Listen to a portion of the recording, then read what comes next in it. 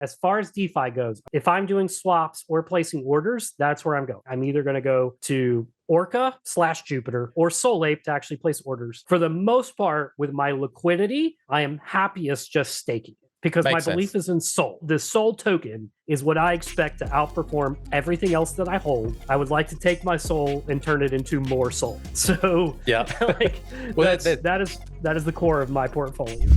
I've always been a DeFi skeptic ever since I got burned pretty bad on the Matic side of things. And I wish I knew what to say, because what you find out with DeFi is that DeFi is so prone to hacks and security risks or exploitation, because maybe it wasn't hacked, but the application itself was written in such a way that it wasn't hard to overtake it, so to speak, and manipulate the market. All you have to do is go to web3isgoinggreat.com. And it's literally a timeline, step by step, every single DeFi hack that's going on.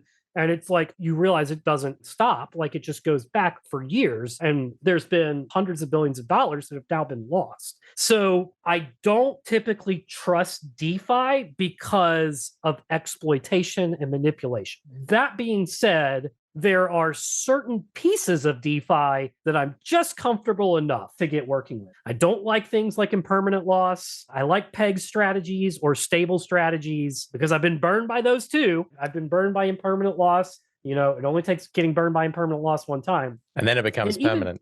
Yeah, exactly. And then with stable strategies, even then, I'm super skeptical because we all thought UST was going to be rock solid. If you had your money in USDC, UST, you lost it all, even if you were in a stable strategy. So at this point, I am dabbling with like liquid stake Sol LPs like MSol, JitoSol, or MSol Sol, or stable strategies with coins that I trust like USDC, USDT. And at that point, I'm still at this very moment scratching my head going, why am I doing this again? Because now my savings account makes more money than this LP. So I don't know.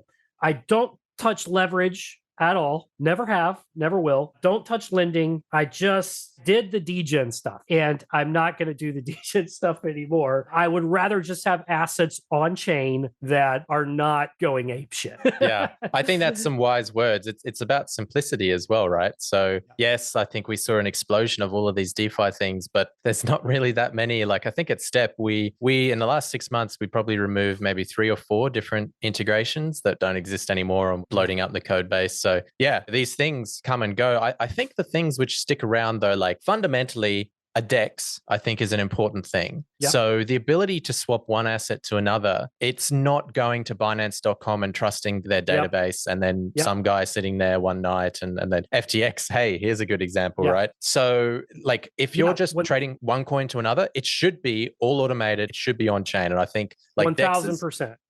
Yeah, totally agree. I do not keep a single penny on a centralized exchange, not one penny. Yep. What I do, so I have a Coinbase One subscription, so I have no fees with Coinbase. And then you can buy on debit card in the United States, which automatically allows you to withdraw it to the chain. So you don't have to wait for clearing of like 5 days. So then on top of that, when you buy USDC on Coinbase, they match it 1-to-1. There's no spot. So what I do is I make up a number, 1,000 USDC for $1,000, no fee. I immediately withdraw it on chain and then swap it to Sol at a DEX. Yep, makes better sense. Spot rate too. So that's where I think centralized exchanges will probably be, is they'll be like this on and off ramps. Like you won't go there to trade because we've seen with FTX very clearly recently that okay, surely there's a better way to do this whole trading thing. Can we do it in a decentralized way? And even things like Uniswap is an exchange and it's been around for many years and it still works. It still does its thing. Like I think Orca on Solana does a great job. You can just swap one thing to another. It's simple to understand. I think that's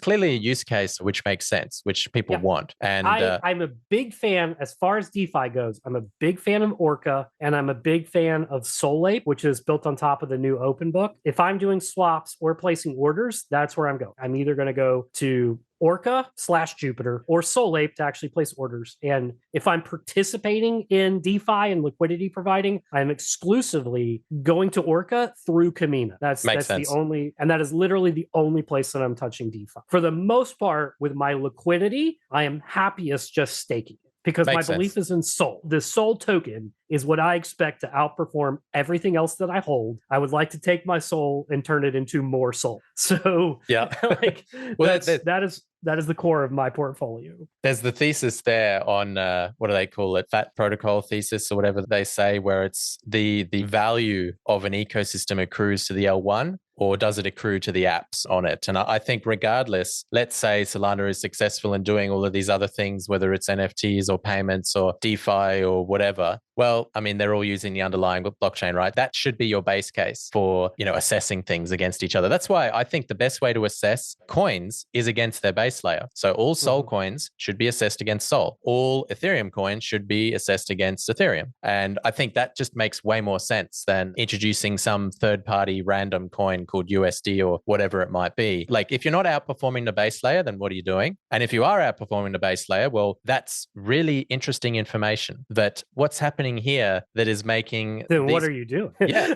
It's like, what's going on here that it's like outperforming the average essentially of all things. I kind of look at Sol as like an index. It's kind of like an average of all things. But yeah, okay. So was 2021 the year of NFTs, or was 2022 the year of NFTs?